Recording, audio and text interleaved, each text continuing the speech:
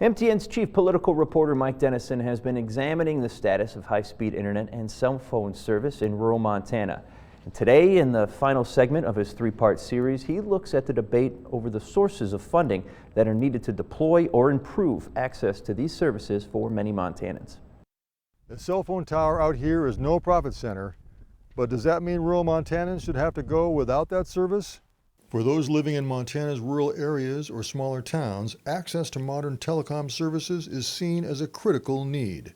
It's a huge issue, and it doesn't matter if it's Havre or Big Sandy or Seattle. I mean, in today's economic environment, if you don't have access to reliable broadband, high-speed internet, I don't know how you can do business. Federal Universal Service funds are helping expand high-speed internet into areas served by rural telecoms in Montana and a few areas served by larger companies. But precise data on where service is truly lacking make it difficult to target the funds. The challenge we have right now is that the maps are so bad that we don't know where the coverage is in rural America and where it isn't.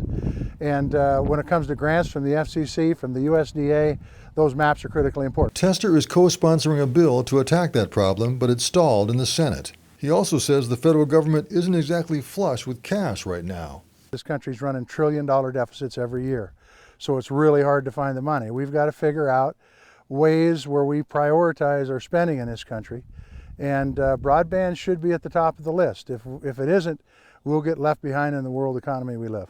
Those using federal money to build out modern telecom services in rural Montana say it's not enough, and that broadband should be seen as vital infrastructure. But if you were to go ask anybody in any community in Montana whether or not broadband is just as important a piece of infrastructure, I think the answer you're going to hear is yes. Williams also has an idea where at least some of the money could come from. The multi-billion-dollar companies like Facebook, YouTube, and Netflix, which are major users of broadband. But to use my network, they don't pay me a single penny. So for example, of all the traffic on Blackfoot's network, 40% of that traffic is Netflix traffic. Netflix pays us nothing to use our network. Fiber optic broadband also is needed to activate and hook up cell phone towers in rural areas. Without some form of subsidy, the cost of these services for rural Montanans is not affordable. If you want to make it a market-based solution, is what you're asking for, my customers' rates would quadruple. We're also talking big money, hundreds of millions of dollars over several years to bring affordable access to these services to most of Montana. Senator Tester, for one, believes it's worth it. Just because there's a fewer people living out here doesn't mean we should forget about rural America. Whether it's high-speed internet or whether it's cell coverage, we can make some better choices if we have access to that. I think there has to be a concerted effort, especially in rural America, to get the high-speed internet, the rural broadband laid down.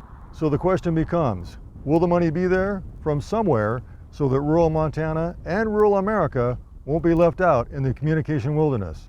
Near Loma, Mike Dennison, MTN News. You can see Mike Dennison's full series on our website.